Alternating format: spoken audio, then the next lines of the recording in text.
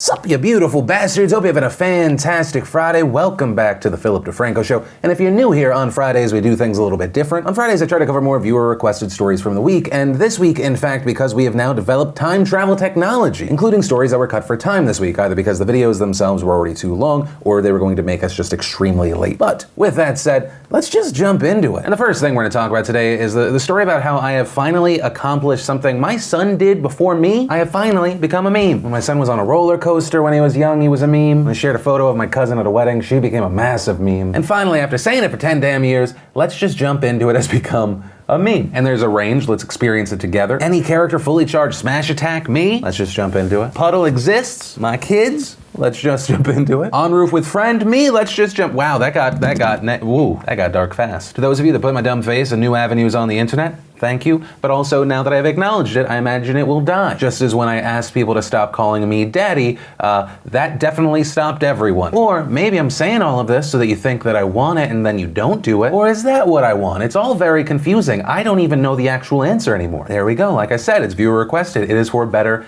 and worse. Moving on. And then, of course, let's talk about updates around the situation that we've been dealing with on YouTube this week. And kind of a TLDR, and keep in mind this is just very on the surface level, not the deep dives that we did before. If you want to see that, I'll link to those videos down below. But kind of a TLDR to bring you to this moment. Earlier this week, there was a video that blew up where it showed that, you know, if you search certain things, you could end up into this wormhole where all of a sudden you're getting videos of young children doing gymnastics. And then if you went to the comment section, it was just horrible. Just monstrous comments about the kids, people seemingly preying on them, sharing time codes of the children in like vulnerable positions. It was a horrible thing to see, but if you've been on YouTube for a while, you know that YouTube has been trying to combat this. But seemingly, rather than just trying to get the word out that this is happening, reporting these comments to YouTube, which YouTube has been combating, the person who made the video that blew up, as well as a small community around him, just started spamming advertisers that may have had their ads put on videos that, once again, most of these videos were fine. It was the comment section that was horrible. So brands did what brands do. They got extremely panicky. All of a sudden, people were pulling their ad campaigns, pausing them. And while all of this was happening, YouTube jumped into action. If you didn't see, they told us, quote, in the last 48 hours beyond our normal protections, we've disabled comments on tens of millions of videos. We've also terminated over 400 channels for the comments they left on videos and reported illegal comments to law enforcement. Right, so as we discussed, YouTube takes this very seriously. They've been developing technology. They've been doing mass hiring. They're trying to handle it. But with all of this, every time we've talked about this, I've explained that this is a lose-lose situation for YouTube no matter what. When certain videos or comment sections slip through and there's this disgusting thing that's out there, all of a sudden people throw out this crazy narrative that YouTube is fine with all this horrible stuff. They're just so happy to monetize it, which is once again a ridiculous and insane narrative, right? So that's a lose for them there. Of course, with this story, YouTube is going to have to crack down even more than they've been doing, which means with YouTube's scale, how massive the site is, how many minutes of video are uploaded every single second. There's really no perfect way for them to crack down without some people that should not be getting hit. And that is the big update we saw last night. Jessica Ballinger, who is a family YouTuber on this platform, posted that all of a sudden she had several of her videos demonetized, saying, my 5-year-old son does gymnastics and is a happy, sweet, confident boy. YouTube not advertiser friendly. And that post was growing on its own, but it definitely was supercharged thanks to Colleen Ballinger, who of course is Miranda Sings, and her sister-in-law, quote tweeting it saying, this is ridiculous. Team YouTube then responded to Jessica, tweeting, hi there, for reference over the past few days, we've taken a number of actions to better protect the YouTube community from content that endangers minors. Then, because why not throw me into this, they wrote, here is a tweet from Philly D for more context. So essentially YouTube's first response was they tweeted a TLDR tweet that linked to my TLDR tweet that included a screenshot of an official but maybe not official comment from Team YouTube. Which, if I can just chime in real quick, it's probably best for you guys to have an official blog post rather than linking to my tweet, but we'll continue. And the second of the tweets they sent to Jessica is one that just sent the YouTube community into a frenzy. They wrote, with regard to the actions that we've taken, even if your video is suitable for advertisers, inappropriate comments could result in your video receiving limited or no ads, yellow icon. Let us know if you have any questions. And in general, the entire YouTube community was like, yeah, we got questions. What? Because even to the tweet that they linked of mine, I mean, there's no reference to demonetization there. And so all of a sudden you have all the creators on YouTube saying, wait, so essentially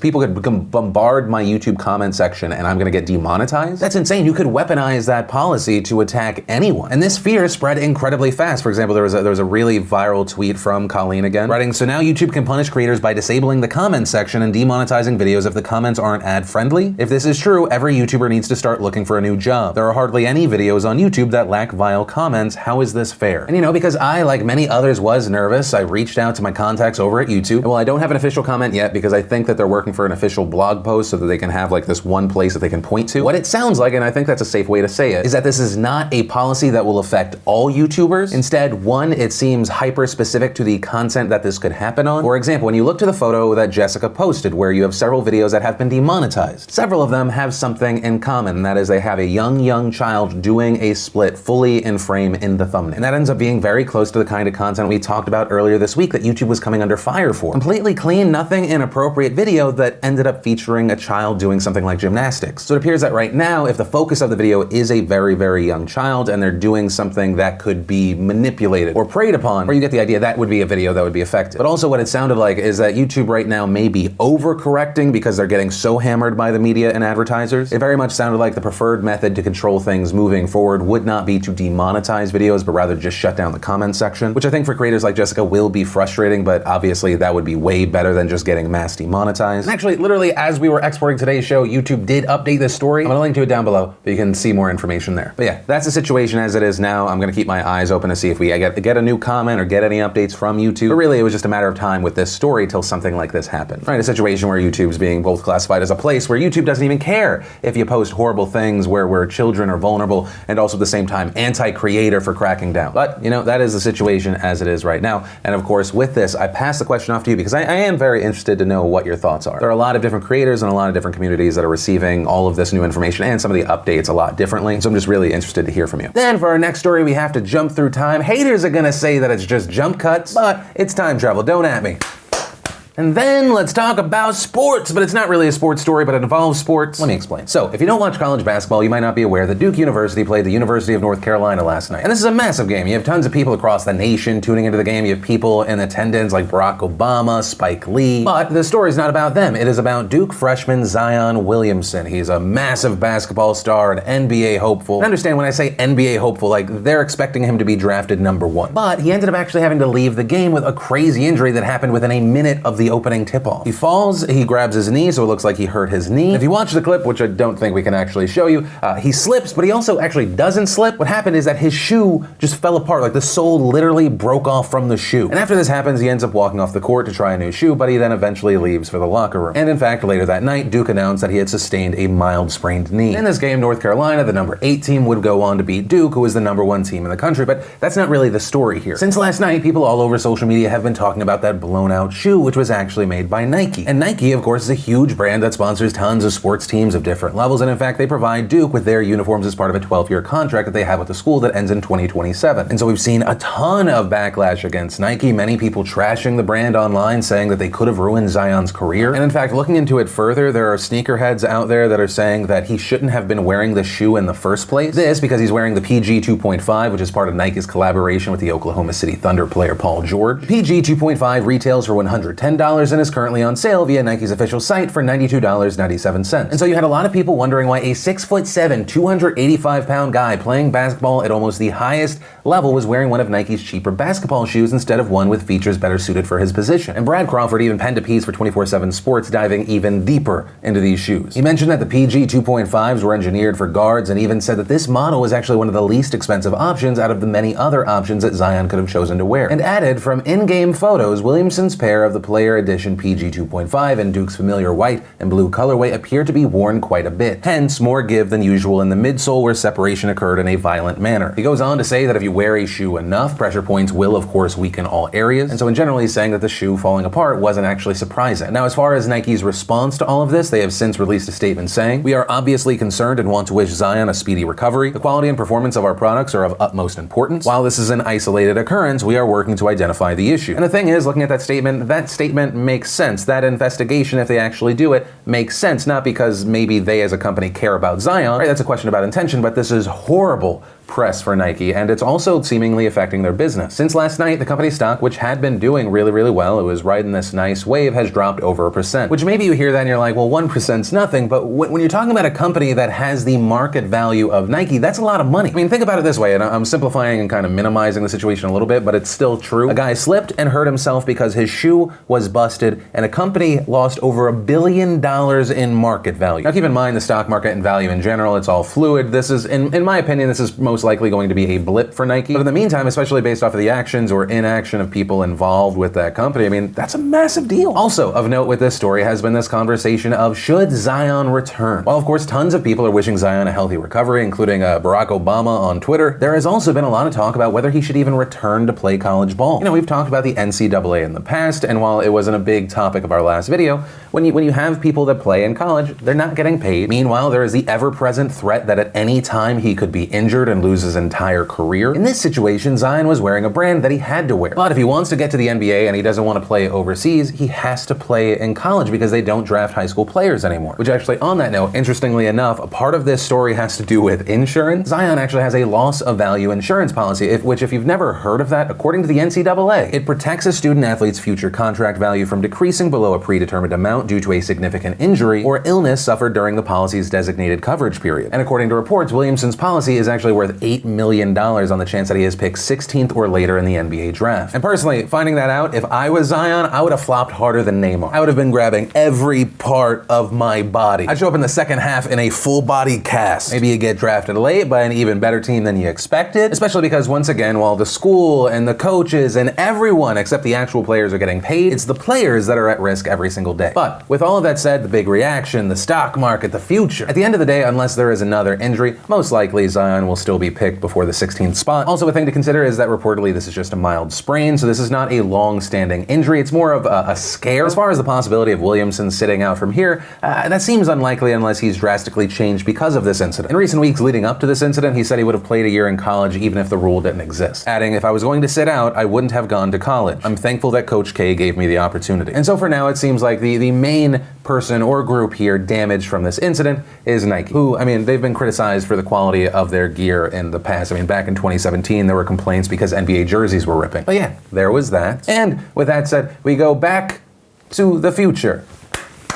But from that, I want to share some stuff I love today and Today in Awesome, brought to you by Aptiv.com/Phil. I don't know about you guys, but over the last 4 months, I have just let myself go. I don't feel good. I'm barely active a lot. I've been really stressed out and not handling it in the best of ways. But since it helped me out so much last time, I'm jumping back on the Aptiv train. Because I'm me, I was like, well, 2 birds, 1 stone. Let's reach out. Let's get a sponsorship with them as well. And they weren't just on board, they upped it. If you go to Aptiv.com/Phil, you sign up that way, you actually get 50% off. And if you're not familiar with Aptiv, they have audio-based fitness workouts. It makes the activity more interesting. It gives you that drive to go further, for, let's say, run outdoor or treadmill, hell, even elliptical, which is the most boring activity in the world. Indoor cycling, yoga, strength training. We've got fantastic trainers, a fantastic community, a fantastic app. And if you want, you can get started today along with me at Aptiv.com/Phil. And the first bit of awesome today is a reminder. If you didn't watch yesterday's Extra Morning News Deep Dive, I highly recommend it. It's a piece that myself and the team are very, very proud of. And even better than the positive reaction to the video has been watching the comments on this story that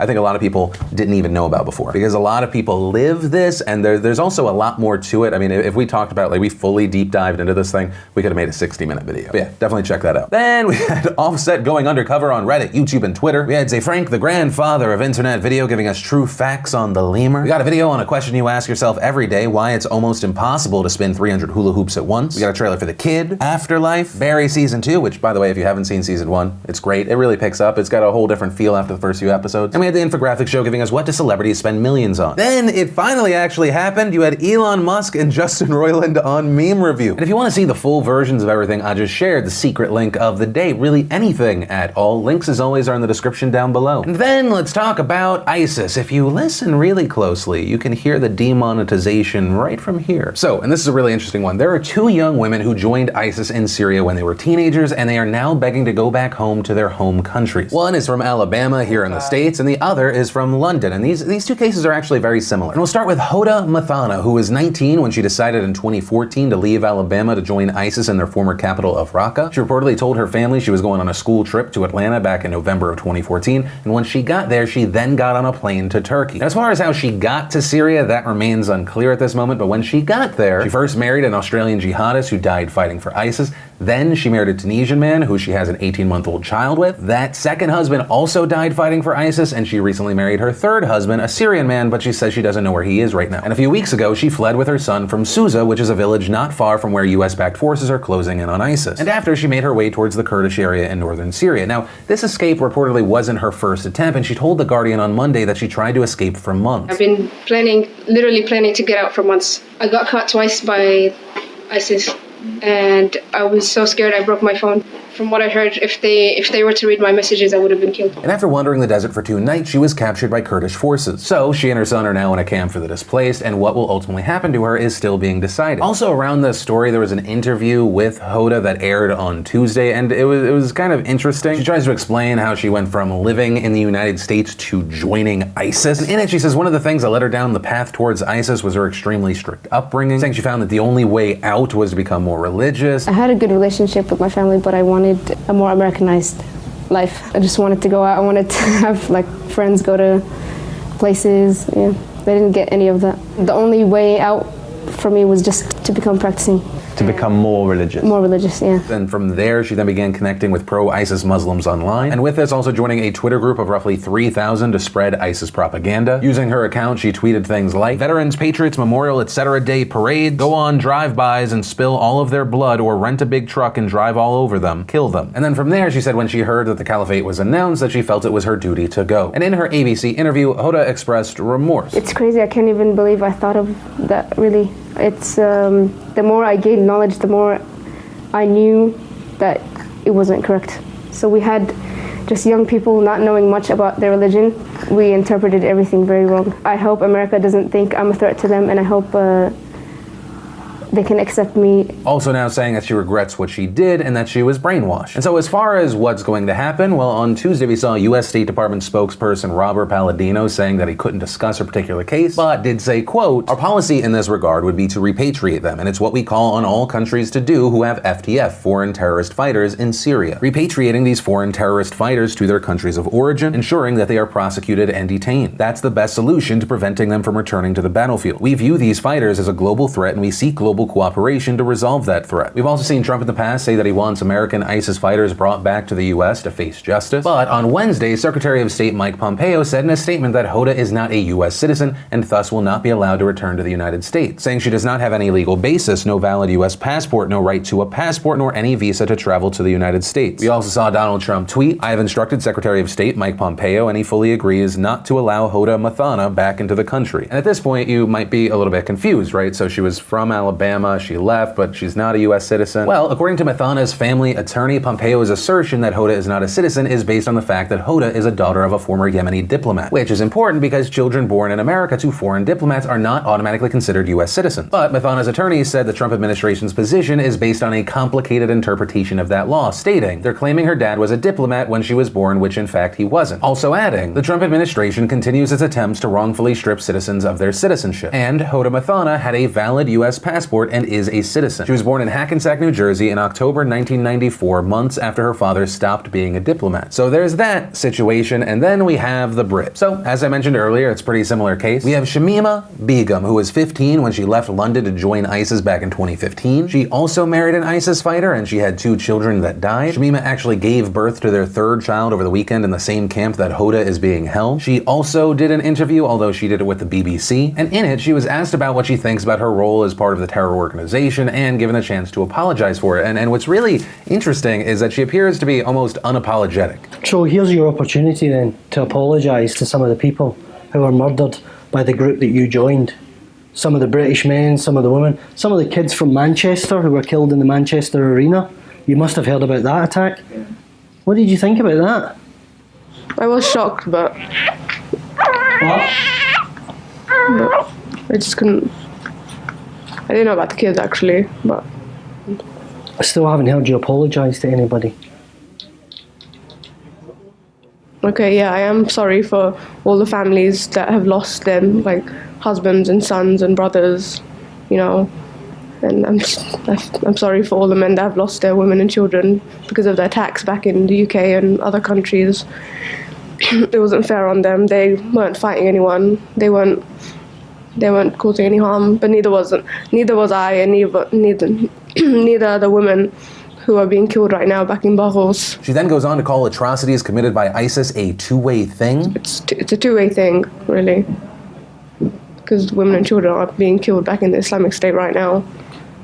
And it's kind of retaliation. Like, their justification was that it was retaliation, so I thought, okay, that is a fair justification. Also, in another interview with Sky News, she said, "I don't regret it because it changed me as a person. It made me stronger, tougher. I married my husband. I wouldn't have found someone like him back in the UK. I had my kids." And adding, "I did have a good time there. It's just that at the end, things got harder and I couldn't take it anymore." And so now Shamima says she wants to return to the UK for the sake of her child. However, British authorities have indicated that they may revoke her citizenship. In fact, on Wednesday, during an interview, Shamima was shown a letter from the British government saying that she has, in fact, lost her UK citizenship. Please find enclosed papers that relate to a decision taken by the Home Secretary to deprive your daughter Shamima Begum of her British citizenship. What do you think? I don't know what to say. I'm not that shocked, but I'm a bit shocked. And this move raised questions about what would happen to her child, to which Britain's Interior Minister said, "Children should not suffer. So if a parent does lose their British citizenship, it does not affect the rights of their child." You also had the likes of UK Conservative MP George Freeman saying that revoking her citizenship was a mistake, writing on Twitter. "I'm afraid that for various reasons, I think today's decision to strip Miss Begum of her UK citizenship is a mistake and a dangerous precedent. She was born here, educated here, and is our responsibility. We should defend our system, and she should be brought back to face the UK courts." Also on this note, according to international and UK law, it is illegal to revoke someone's citizenship if that would leave that person stateless. So how has her citizenship been revoked? Well, according to Section 42 of the British Nationality Act of 1981, which I'm so familiar with, the Secretary of State can deprive a person of a citizenship status if the Secretary of State is satisfied that deprivation is conducive to the public good, as long as they would not become stateless as a result. And because both of Shamima's parents are Bangladeshi nationals, according to Bangladeshi law, that would make her a citizen. However, Shamima was born in the UK and claims to not be a dual citizen, saying in an interview, "I wasn't born in Bangladesh, I've never seen Bangladesh, and I don't even speak Bengali properly, so how can they claim I have Bangladeshi citizenship?" But because she could technically apply for a Bangladeshi passport, that is thought to be the justification behind the move to revoke her citizenship. Which on that note, Wednesday morning, a Bangladeshi State Minister of Foreign Affairs said in a statement, "The government of Bangladesh is deeply concerned that Begum has been erroneously identified as a holder of dual citizenship." So as of right now, it's unclear if the move to revoke her citizenship will actually stand up to a challenge, but